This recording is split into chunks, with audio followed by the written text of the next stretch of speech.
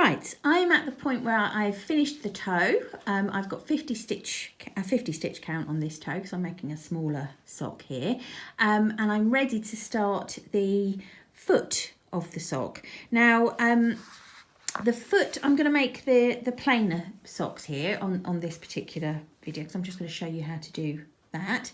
I've taken out the stitch markers as suggested, and all I'm going to do is just pop a safety pin on this side of the toe so that I know that this is the side that I'm starting on. Okay, so this is the beginning and end of the round. We're going to be working on the plainer socks. We're still working in a spiral. Okay, so there's no need to sort of fasten off the end of each round at all. You can just simply keep going. And we're changing colours here. So I've broken the yarn and I'll sew that in later. And I'm just going to pull up a loop of the new colour, which is the green gypsophyll. I don't know how to say it. I'm sorry. And we're going to be working extended double crochet here. I don't know if you've worked this stitch before. It's a revelation to me and it's very pretty. It's a little bit more than a double and a little bit less than a treble, a UK terminology. So all I've done there is I've put my hook through the next stitch along and pulled up a loop of the yarn. Now normally with a double crochet we'd just hook, wouldn't we, and go through two and complete our stitch like that. But with the extended double crochet we've got one extra step, and let me show you. It's nothing you can't handle. So I've pulled up a loop of the new colour. I'm going to pick up my yarn and go through that first loop. Okay, and now I'm going to pick up the yarn and go through the two. So you've got that one little extra step in there that just makes the stitch a little bit taller. Let's do that again. Come along to the next stitch, pick up the yarn, pick it up and come through the first loop only, and then through two. Okay, and that is as tricky as it gets with extended double crochet. Okay, so picking up through the first loop, picking up through two, and I'm just crocheting over the end as I go here, so I'm holding the ends of the yarn. Look at my poor camera trying to focus. Ends of the yarn, my hook is going under the ends of the yarn and I'm just pulling the new yarn through and around it, and it will just hold those ends in place for me until I can be bothered to sew them in.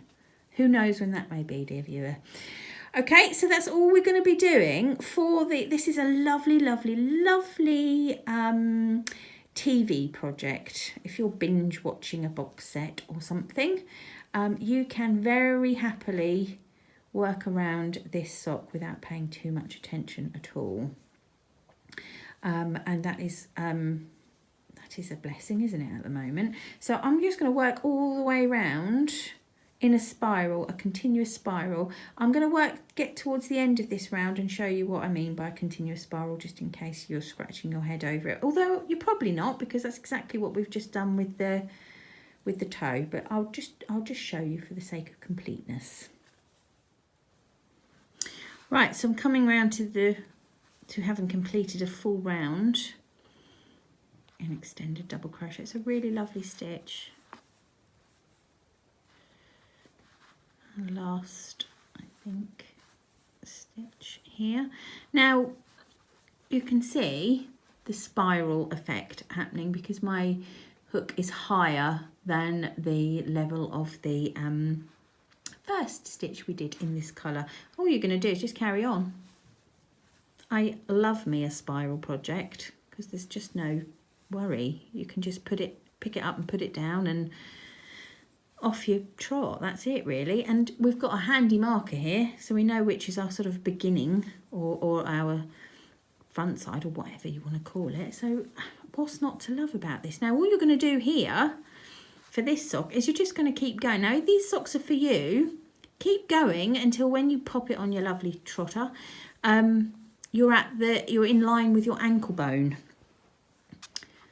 Okay, so that's easy enough to remember, isn't it? So in line with your ankle bone. Now, if these are not for you, you've got several options. If you're gifting them to someone who's not in your home with you at the moment, you have got a couple of options. You can always I know we've got a lot of time on our hands, and this is an extremely amount of time on our hands. They could draw round their foot and send it to you. You would need to probably have that piece of paper in your hand. If you could find a clever way of printing out an A4 piece of paper or something on actual size on your printer from a photo, then that's a possibility. Or if they could scan in a piece of paper on there, but I don't know. But if you wanted to have them draw around their foot, get them to send you the paper, perhaps with a nice letter attached telling you how nice you are for making them crochet socks. If they do that, you could cut out their foot shape, making sure that they've put the bumpy ankles on, because that's what we're all about here.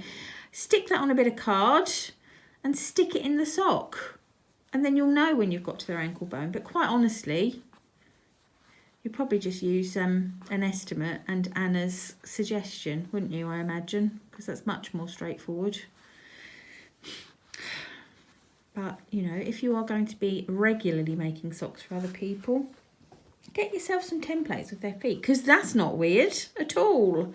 Right, so that's all we're going to be doing. We're just going to be going round and round and round until this foot reaches ours or our sock recipient's ankle bones. So I'm going to carry on with that, and I'll see you when we get to that point.